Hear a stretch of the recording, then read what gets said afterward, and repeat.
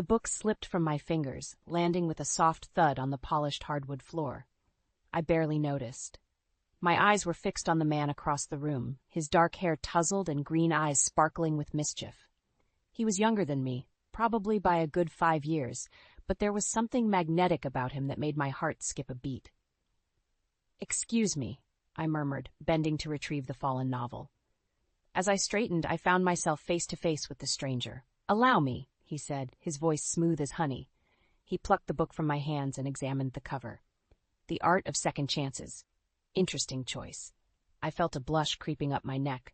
"I'm Nora. I own the bookstore down the street." "Nolan," he replied, flashing a dazzling smile. "I'm a sales rep for Beacon Publishing. It's my first time at this fair." "Well, Nolan," I said, trying to keep my voice steady, "welcome to the chaos. These book fairs can be overwhelming." He leaned in closer, his cologne teasing my senses. "Maybe you could show me the ropes?" "I'd love to get an insider's perspective." I hesitated, memories of past mistakes flickering through my mind. But something about Nolan's earnest expression made me push those thoughts aside. "Sure, why not? Let me introduce you to some of the regulars." As we made our way through the crowded convention hall, I couldn't shake the feeling that I was playing with fire. But the warmth of Nolan's presence was intoxicating, and I found myself laughing at his jokes and hanging on his every word. "Nora!" A familiar voice called out. I turned to see my brother Robert approaching, his brow furrowed. "I've been looking everywhere for you. We need to discuss the new shipment." I introduced Nolan, watching as Robert's eyes narrowed slightly. "Nice to meet you," he said, his tone clipped. "Nora, can I speak with you privately for a moment?" Excusing ourselves, we stepped away from Nolan. Robert gripped my arm, his voice low and urgent. "What are you doing, Nora? That guy's trouble. I can feel it." I yanked my arm free, irritation flaring. "I'm a grown woman, Robert. I can take care of myself." "Like you did with Eric?" he shot back, instantly regretting his words. "I'm sorry, I didn't mean." "Save it," I snapped, turning on my heel. I marched back to Nolan, plastering on a smile. "Sorry about that. Where were we?" The rest of the afternoon flew by in a whirlwind of introductions and stolen glances. As the fair wound down, Nolan helped me pack up my booth. "I had a great time today," he said, his fingers brushing mine as he handed me a stack of books. "Would you like to grab dinner? I know a little Italian place around the corner." I hesitated, Robert's warning echoing in my mind, but the way Nolan looked at me like I was the only woman in the room made my resolve crumble. "I'd love to," I heard myself say. As we left the convention center, I caught sight of Robert watching us, his expression a mix of concern and disappointment. I pushed down the twinge of guilt and let Nolan guide me into the warm evening air. Over pasta and wine, Nolan regaled me with stories of his travels and dreams for the future. I found myself opening up, sharing bits of my own history that I usually kept locked away.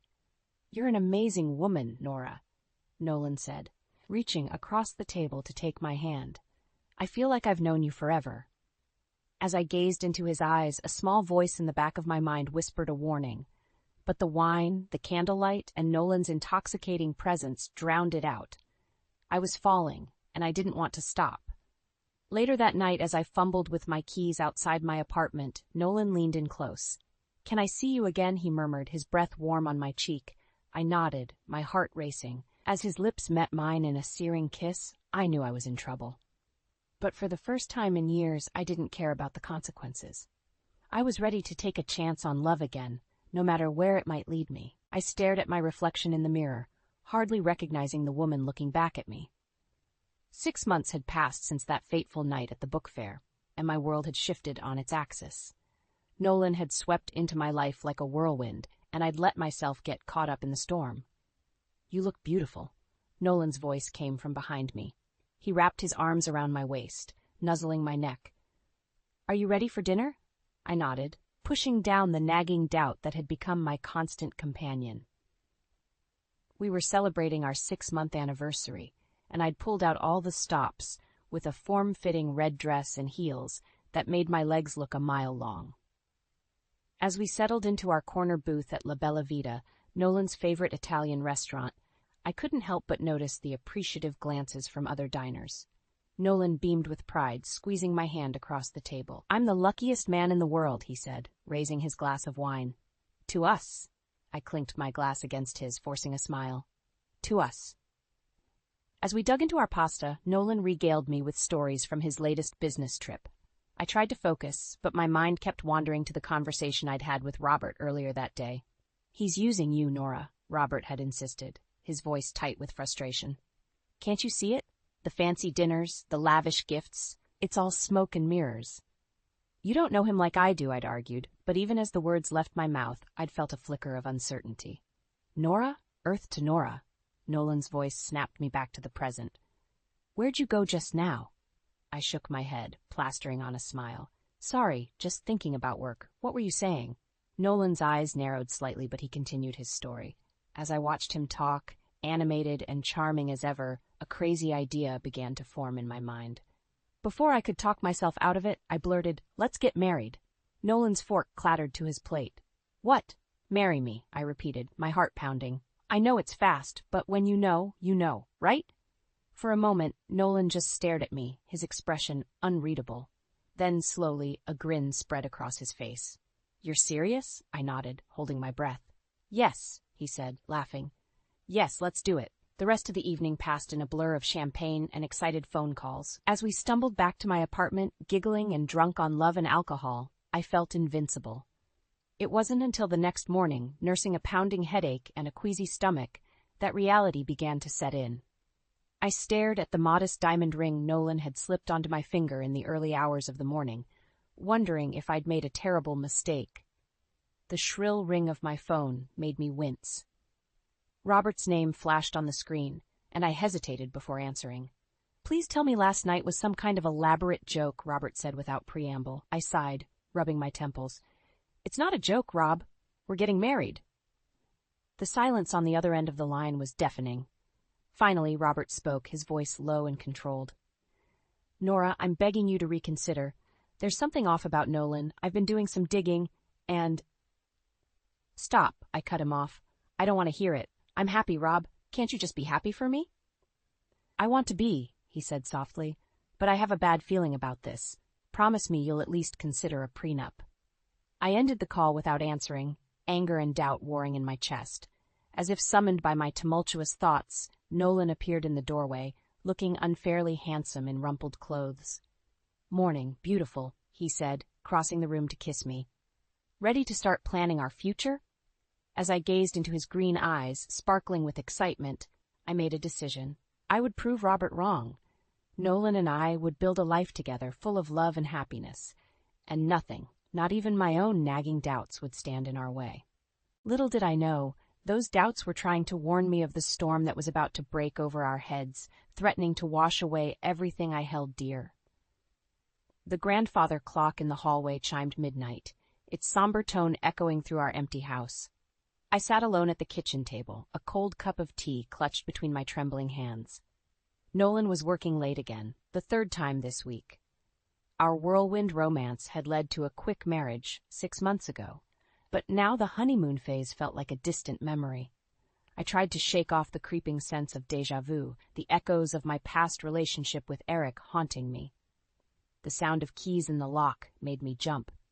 Nolan stumbled in, his tie askew and the scent of whiskey clinging to him. You're still up? He slurred, dropping his briefcase on the floor. I stood, crossing my arms. We were supposed to have dinner together, remember? I waited for hours. Nolan waved his hand dismissively. Big client, couldn't get away, you understand. No, Nolan, I don't understand, I snapped, my patience wearing thin. This isn't what I signed up for when we got married. His eyes narrowed, a flash of something cold and unfamiliar crossing his face. What you signed up for? I didn't realize this was a business transaction, Nora. I recoiled as if slapped. That's not what I meant, and you know it. Nolan loosened his tie, his movements jerky with anger. Look, I'm working my ass off to provide for us. The least you could do is be a little grateful. Grateful? I sputtered. For what? For being left alone every night? For feeling like a stranger in my own marriage? He advanced on me, his voice low and dangerous. Maybe if you weren't so needy, I wouldn't need to escape to the office all the time. Tears stung my eyes as I backed away. What happened to you, Nolan? Where's the man I fell in love with? For a moment his face softened, and I caught a glimpse of the charming, attentive man I'd married. But then the mask slipped back into place. "He grew up, Nora. Maybe you should try it sometime." With that, he stormed out of the kitchen and up the stairs. The slam of our bedroom door reverberated through the house, leaving me alone once again. I sank back into my chair, my mind reeling. How had we gotten here? Where had I gone wrong? The next morning, I woke to an empty bed and a hastily scrawled note on the nightstand. "Early meeting. Don't wait up." No apology, no explanation. As I got ready for work, I caught sight of myself in the mirror. The woman staring back at me looked tired, defeated. I hardly recognized her. At the bookstore, I went through the motions, my smile feeling forced as I helped customers. It wasn't until Robert stopped by during lunch that I felt a crack in my carefully constructed facade. "Nora," he said, concern etched on his face. "What's wrong?" I opened my mouth to assure him everything was fine, but instead a sob escaped. Robert quickly flipped the open sign to closed and guided me to the back room. As I poured out my fears and frustrations, Robert listened patiently. When I finished, he took my hands in his expression grave. "Nora, there's something you need to know about Nolan," he said softly. "I've been doing some digging, and, well, he's not who he says he is." My heart pounded in my chest. "What do you mean?" Robert hesitated, then pulled out a file from his briefcase. "His real name is Nathan Holloway. He's been involved in several fraud cases, always targeting wealthy women. And Nora, I think you might be his latest mark." I stared at the documents in front of me, my world tilting on its axis. Photos of Nolan or Nathan with other women, bank statements showing large transfers, police reports detailing accusations of theft and emotional manipulation. "No," I whispered, shaking my head. "This can't be true. He loves me." Robert's eyes were filled with sympathy. "I'm so sorry, Nora, but you need to protect yourself. We need to act fast before he—" The shrill ring of my phone cut him off. Nolan's name flashed on the screen. With trembling hands, I answered. "Nora, darling," Nolan's smooth voice came through the line. "I've been thinking about last night. Let me make it up to you. I've booked us a surprise getaway for the weekend. Pack your bags. We leave tonight." As I met Robert's worried gaze, a chill ran down my spine. The man I thought I knew was a stranger, and I was trapped in a web of lies with no clear way out. My heart raced as I pulled into our driveway, hours earlier than expected. The publishing conference had ended abruptly due to a speaker's illness, and I'd seized the opportunity to surprise Nolan. Maybe, just maybe, we could salvage what was left of our crumbling marriage. The house was eerily quiet as I entered, my heels clicking against the hardwood floors. A trail of discarded clothing led up the stairs, and my stomach churned with dread. No, it couldn't be. Nolan wouldn't. But as I reached our bedroom door, I heard it, the unmistakable sounds of passion, punctuated by a woman's breathy giggles. My hand trembled as I pushed the door open. There, in our bed, the bed we'd shared as newlyweds, was Nolan, entangled with a woman I'd never seen before. Her long, blonde hair cascaded over her bare shoulders, a stark contrast to my own dark locks. "Nolan?" My voice came out as a strangled whisper. They both whipped around, shock etched on their faces. Nolan recovered first, his expression morphing from surprise to cold disdain. "Well, well," he drawled, making no move to cover himself. "Look who's home early." The blonde scrambled to pull the sheets around her, but Nolan stopped her with a lazy hand. "Don't bother, Sylvia. It's nothing Nora hasn't seen before, though I must say the view's a bit more impressive now, isn't it?" I stood frozen, unable to process the scene before me. How could you?" Nolan laughed, the sound grating against my ears. "Oh, come on, Nora. Did you really think a man like me would be satisfied with someone like you? Sylvia here is everything you're not, young, exciting, and carrying my child." The world tilted on its axis. "Your child?" Sylvia at least had the decency to look uncomfortable. "I'm sorry," she murmured. "I didn't know he was married at first, and then—" "Save it," Nolan snapped. He turned his cold gaze back to me. "Well, now that the cat's out of the bag, we might as well get it all out in the open. I want a divorce, Nora. You're not the woman I married. You're just a sad, aging placeholder who can't keep up with me." Each word was a dagger to my heart. I stumbled backward, gripping the doorframe for support. "You bastard," I choked out. "I gave you everything." "And I took it," Nolan replied with a shrug. "That's business, sweetheart. Now, be a dear and close the door on your way out. Sylvia and I have some celebrating to do." In a daze, I fled down the stairs and out of the house, barely making it to the front lawn before my legs gave out. I collapsed onto the grass, sobs racking my body as the full weight of Nolan's betrayal crashed over me. I'm not sure how long I sat there, but eventually I became aware of a presence beside me. Robert knelt on the grass, his face a mask of concern. "Nora? What happened?" he asked gently.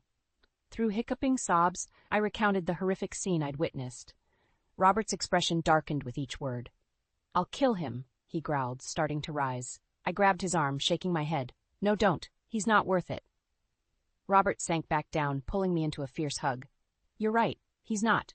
But you are, Nora. You deserve so much better than this." As I clung to my brother, a spark of something ignited in my chest. It wasn't just pain or heartbreak, it was anger. White-hot, righteous fury.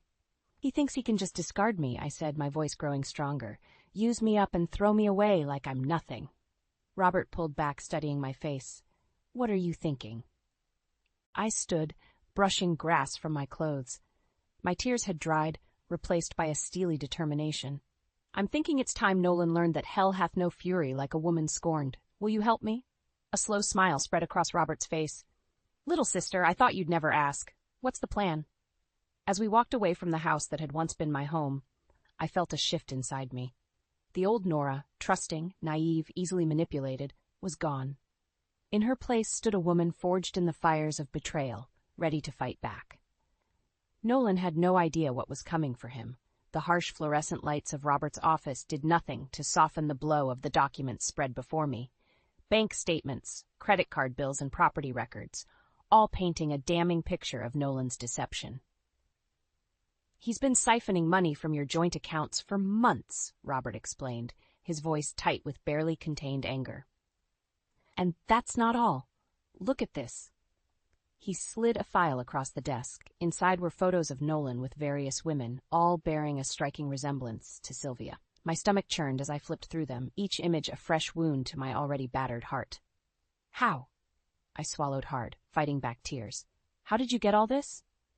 Robert's expression softened. "I've had my suspicions about Nolan for a while. When you told me what happened, I called in some favors. Nora, I'm so sorry. I should have pushed harder, warned you sooner." I shook my head, a bitter laugh escaping my lips. "No, I should have listened to you from the start. God, I've been such a fool." Hey, Robert said firmly, gripping my hand. "You're not a fool. You're a woman who chose to see the best in someone. Nolan's the fool for throwing away the best thing that ever happened to him." His words, meant to comfort, only fueled the fire burning inside me. "He needs to pay, Robert, for everything he's done, to me, to those other women. I won't let him get away with this." Robert leaned back, studying me carefully. "What are you thinking?" I stood, pacing the room as my mind raced. "We have evidence of his fraud, his affairs.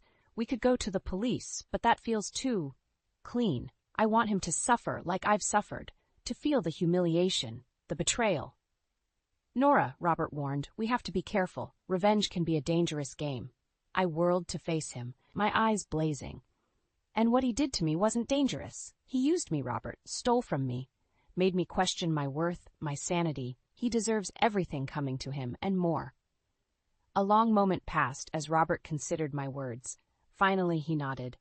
"All right, if we're doing this, we're doing it smart. No room for error." For the next few hours we pored over the evidence, crafting a plan that would bring Nolan's carefully constructed world crashing down around him. As the sun began to rise, casting a pale glow through the office windows, we had our strategy. "Are you sure about this?" Robert asked one last time. "Once we set this in motion, there's no going back." I thought of Nolan's cruel words, of Sylvia in our bed, of the countless other women he'd manipulated and discarded. My resolve hardened. "I'm sure," I said, my voice steady.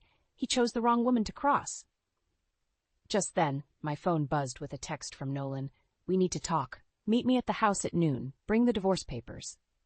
I showed Robert the message, a grim smile playing at my lips. "Looks like our timeline just moved up." Robert nodded, his expression mirroring my own determination. "Then let's get to work. It's time Nolan learned that actions have consequences." As we gathered our evidence and finalized our plan, I felt a shift within myself. The pain and betrayal were still there, a dull ache in my chest, but they were overshadowed by a newfound strength. Nolan had tried to break me, to reduce me to nothing more than a discarded trophy wife. But he'd underestimated me. I glanced at my reflection in the office window, barely recognizing the woman staring back at me. Gone was the naive, trusting Nora who had fallen for Nolan's charms. In her place stood a woman forged in fire, ready to fight for justice, not just for herself, but for every woman Nolan had ever wronged. As Robert and I left the office, our plan set in motion, I felt a surge of anticipation. Nolan thought he was calling me to end our marriage. Little did he know, he was walking into a trap of his own making. The game was about to change, and I was holding all the cards. My heels clicked against the polished marble floor of Nolan's office building, each step fueling my determination. Robert walked beside me, his presence a comforting anchor in the storm of emotions threatening to overwhelm me. "Are you ready for this?" he asked as we approached Nolan's floor. I took a deep breath, squaring my shoulders, as ready as I'll ever be. The receptionist's eyes widened as we strode past her desk. "Mr. Holloway is in a meeting." "Not anymore." Robert cut her off, pushing open Nolan's office door without knocking. Nolan looked up from his desk, surprise quickly morphing into annoyance. "What the hell is this? I'm busy." "Oh, I think you'll want to make time for this conversation," I said, my voice steadier than I felt. Nolan's eyes narrowed as he took in Robert's presence. "What's going on, Nora?" I tossed a thick folder onto his desk. "What's going on is that your little charade is over, Nathan Holloway." The color drained from Nolan's face as he flipped through the documents, bank statements, photos, police reports. Did you really think you could fool me forever?" I interrupted, my anger finally boiling over. "Did you think I was too stupid, too desperate to see through your lies?" Nolan's shock gave way to a sneer. "Well, you certainly fell for them easily enough. Poor, lonely Nora, so eager for love she'd believe anything." Robert took a menacing step forward, but I held up a hand to stop him. This was my battle. "You're right," I admitted, my voice low. "I did fall for your act, but that's over now. We know everything, Nolan. The fraud, the affairs, all of it." For a moment, fear flashed in Nolan's eyes. Then he leaned back, a smug smile playing at his lips. "So what? It's your word against mine. And let's face it, sweetheart, who's going to believe the jilted, aging wife over the successful young executive?" "That would be me," Robert interjected, his voice cold. "Nolan, meet Robert Chambers, your boss." The smug smile vanished from Nolan's face. "What?" Robert's grin was predatory. "That's right. And I've got to say, I'm not thrilled with an employee who uses company resources to defraud his wife and carry on multiple affairs." Nolan scrambled to his feet, panic setting in. "Now, wait a minute. We can work this out. I'm sure we can come to some kind of arrangement." "Oh, we're well past that," I said, relishing the fear in his eyes. "You see, Nolan, you made one crucial mistake. You underestimated me." I pulled out my phone, playing a recording of Nolan's earlier confession. His face crumpled as he realized the depth of his predicament. "Here's what's going to happen," Robert said, his tone leaving no room for argument. "You're going to sign these papers, admitting to your fraud and agreeing to a very generous divorce settlement for Nora.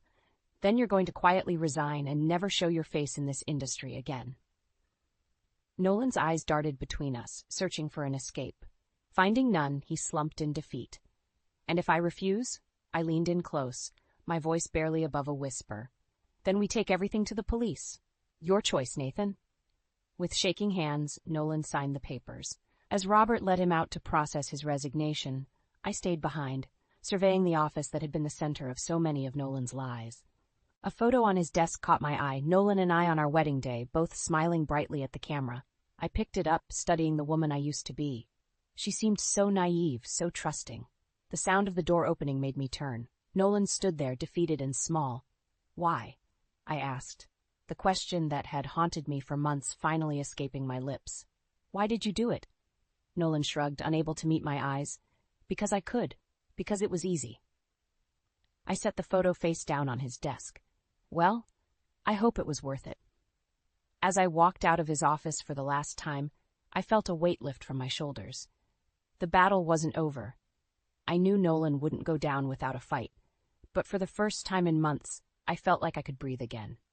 Little did I know, Nolan had one last desperate move to make, one that would push me to my very limits and test everything I thought I knew about myself. The shrill ring of my phone pierced the quiet of my apartment. Robert's name flashed on the screen. "Nora, he's on his way." Robert's voice was urgent. "Our source at his hotel says Nolan just left in a rage. He's coming for the evidence." My heart raced as I sprang into action. "I'm on it. Are you close?" 10 minutes out. Be careful, Nora. He's desperate." I hung up and rushed to gather the damning files we'd collected. Just as I was shoving them into my bag, I heard the screech of tires outside. Peering through the curtains, I saw Nolan's car haphazardly parked across my driveway. Panic surged through me as I realized I was trapped. I dialed 911, my fingers trembling. 911. "What's your emergency?" Before I could respond, a thunderous crash echoed through the house. Nolan had broken down the door. "Help," I whispered into the phone. "He's here." I dropped the phone, leaving the line open, and grabbed the heaviest object within reach, a crystal vase, a wedding gift from Nolan's parents. Bitter irony. Nolan's footsteps pounded up the stairs. "Nora," he bellowed. "Where are you, you conniving bitch?" I pressed myself against the wall beside the bedroom door, vase raised, heart hammering in my chest. Nolan burst in, wild-eyed and disheveled. "Where are the files?" he snarled, tearing through drawers and shelves. "Looking for these." I stepped into view, clutching my bag. He whirled around, his face contorted with rage. "Give them to me. Now." "Or what, Nolan?" I challenged, my voice steadier than I felt.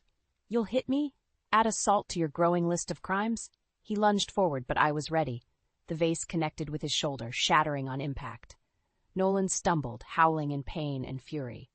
I bolted for the door, but he recovered quickly, grabbing my ankle. I crashed to the floor, the contents of my bag spilling everywhere. "You've ruined everything," Nolan shouted, crawling towards the scattered papers. "My career, my reputation, all because you couldn't just let it go." I kicked at him, scrambling to gather the evidence. "You did this to yourself, Nolan. Every lie, every betrayal, that was all you." He grabbed a fistful of my hair, yanking me back. "I should have known you'd be trouble. Just like all the others, too stupid to know when to quit." The sound of sirens pierced the air, growing closer. Nolan's eyes widened in panic. "It's over," I said, wrenching free from his grasp. "The police are coming. Robert's on his way. You've lost, Nolan." For a moment, he looked utterly defeated. Then a chilling smile spread across his face. "If I'm going down, I'm taking you with me." He lunged again, this time wrapping his hands around my throat. I clawed at his face, gasping for air, black spots dancing in my vision. Suddenly, the pressure vanished. I gulped in precious oxygen, my ears ringing. Robert stood over us, a baseball bat in his hands. Nolan lay crumpled on the floor, groaning. "Nora, are you okay?" Robert helped me to my feet, his face etched with concern. I nodded, massaging my throat. "I'm fine, just get him out of here." As if on cue, police officers swarmed into the room, quickly subduing Nolan. I watched in a daze as they led him away in handcuffs, his parents arriving just in time to witness their son's disgrace. Mrs. Holloway approached me, tears in her eyes. "Nora, I'm so sorry. We had no idea." I held up a hand, unable to deal with their apologies. The adrenaline was fading, leaving me shaky and exhausted. Robert guided me downstairs, past the wreckage of my home. As we stepped outside, I was blinded by flashing lights and a sea of curious neighbors. "It's really over," I whispered, the full weight of everything crashing down on me. Robert squeezed my shoulder. "You did it, Nora. You stood up to him. You won." But as I watched Nolan being loaded into a police car, his eyes locked on mine with a mixture of hatred and something else, a promise of retribution. I couldn't shake the feeling that this victory came at a cost I wasn't yet fully aware of. The battle was won, but the war? That remained to be seen. The courtroom fell silent as the judge cleared his throat. I sat rigid, my hands clasped tightly in my lap, Robert a steadying presence beside me. Across the aisle, Nolan slouched in his chair, a shadow of the charming man I'd once loved. "In the matter of Nora Chambers versus Nathan Holloway," the judge began, his voice echoing through the room, "this court finds in favor of the plaintiff." A collective gasp rippled through the gallery. I closed my eyes, relief washing over me in waves. "Mr. Holloway," the judge continued, his tone sharp, "your actions were not only a betrayal of your marriage vows, but a violation of basic human decency." This court orders you to pay Mrs. Chambers alimony in the amount of $5,000 per month for the next 10 years, as well as covering all legal fees associated with this case. Nolan's face contorted in fury. He leapt to his feet, pointing an accusing finger at me. This is all your fault. You've ruined me. The judge's gavel cracked like thunder. Mr. Holloway, one more outburst and I'll hold you in contempt. Sit down. As Nolan was forcibly returned to his seat by his lawyer, I caught Sylvia's eye in the back of the courtroom. Her hand rested protectively on her swollen belly, her expression a mix of shame and relief. I gave her a small nod. She wasn't to blame for Nolan's deceptions. Outside the courthouse, reporters swarmed us. Robert fielded their questions while I stood in stunned silence, the reality of my victory slowly sinking in. Nora, a familiar voice called out. I turned to see Hector, my favorite customer from the bookstore, pushing through the crowd. I heard what happened. Are you okay? His genuine concern brought tears to my eyes. I am now, I said, surprising myself by reaching for his hand. The next few months passed in a blur. Nolan's affair and fraudulent activities became front-page news, leading to his termination and public humiliation. His parents, horrified by the extent of his deceptions, cut ties with him. Last I heard, he'd left town, penniless and alone. Sylvia reached out to me, apologizing profusely. We met for coffee, and I was surprised to find myself comforting her. He fooled us both, I told her, but we're stronger than his lies. As the dust settled, I threw myself into rebuilding my life. The bookstore thrived, becoming a sanctuary for other women healing from betrayal. I started a support group, sharing my story and helping others find their strength. And then there was Hector. Our friendship blossomed slowly, cautiously into something more. He was patient, kind, everything Nolan wasn't. For the first time in years, I felt truly seen and valued. On a crisp autumn evening a year after the trial, Hector and I strolled through the park near my home. The setting sun painted the sky in brilliant oranges and pinks, a fitting backdrop for the peace I felt. You know, Hector said, squeezing my hand, I'm in awe of you, Nora. After everything you've been through, you're still so open, so loving. You're the strongest person I know. I stopped, turning to face him. I couldn't have done it without you, without Robert, without everyone who supported me. I learned that true strength comes from vulnerability, from letting people in. Hector's eyes shone with emotion. I love you, Nora. You know that, right? My heart swelled. I love you too, Hector, and for the first time in my life, I'm not afraid to say it. As we continued our walk, hand in hand, I reflected on the journey that had brought me here. The pain, the betrayal, the fight for justice, it had all shaped me into the woman I was now. A woman who knew her worth, who refused to be defined by someone else's lies. Nolan had tried to break me, but instead, he'd forged me into something unbreakable. I was no longer the naive, trusting Nora who had fallen for his charms. I was stronger, wiser, and finally, truly happy. The sweet taste of had faded, replaced by something far more satisfying. The knowledge that I had survived, thrived, and come out the other side stronger than ever. As Hector and I walked towards our future together, I knew that whatever challenges lay ahead, I was ready to face them, not alone, but surrounded by love, support, and the unshakable belief in my own resilience. The end was just the beginning, and I couldn't wait to see what came next.